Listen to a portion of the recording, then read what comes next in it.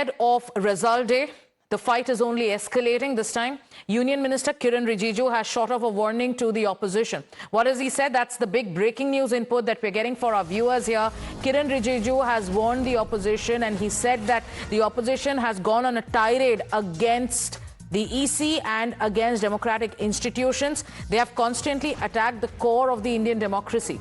And he said that tomorrow, May the 4th, voters will give the opposition a befitting reply. To get us the latest on what the minister has said, let me go across to my colleague Akanksha, who's with us. Akanksha, take us through the post of Kiran Rijiju.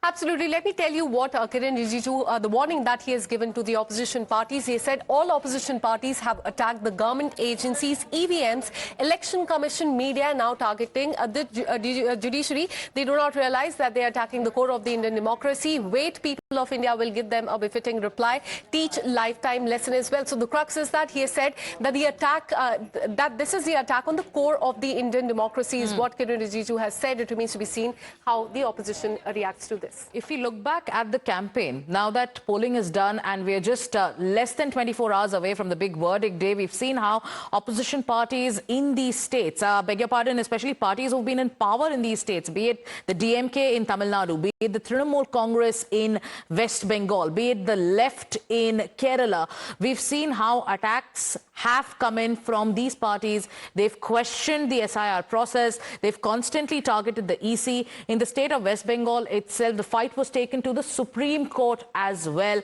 and the showdown just kept going on.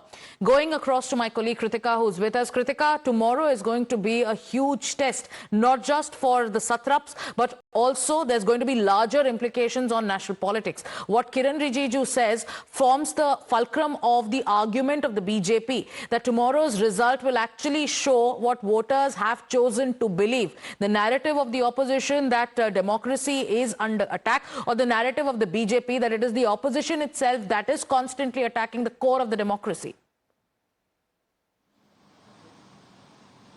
Well, absolutely. Remember, very key states are looking at the result day tomorrow. We have the border states of Assam as well as West Bengal, both places where BJP is in a close fight in one place with Congress. Very, the political rhetoric there also has been on the high. In West Bengal also, we're seeing that Falta once again repolling has been announced. So that is the situation that persists in the state of West Bengal. Tamil Nadu again, and as well as in Kerala, BJP is trying to enter into the state politics here to create a bigger, footprint as far as national politics is concerned. So, of course, the surrounding and the rhetoric behind the argument that Mr. Kiran Rijiju, the Parliamentary Affairs Minister, is also making is quite crucial here. He's saying that tomorrow, a lifelong lesson will be taught by the people of India to the opposition parties that are attacking not just the election, that is attacking, not just the government, but also the Election Commission of India, and now the judiciary as well. Yesterday we saw how in the Supreme Court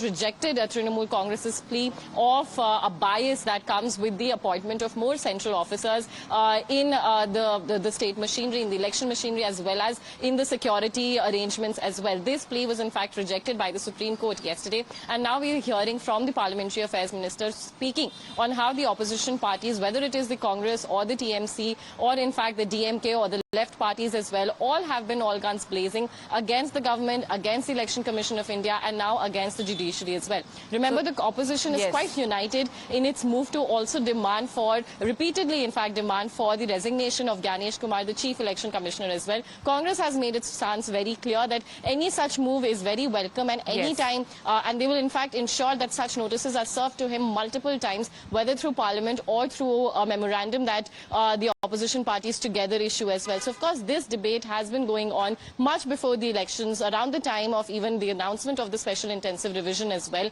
Now, with the counting day coming in, it will be... So, 5 electoral battles, the mandate has been sealed, and tomorrow the votes will be counted. We will know the results of these very highly, sharply contested battles in across states, from Tamil Nadu to West Bengal. We will know those results tomorrow. But before that, you're seeing how the Union Minister has sent out a message to the opposition. The opposition calls itself the bloc that is trying to save democracy. With that, let's shift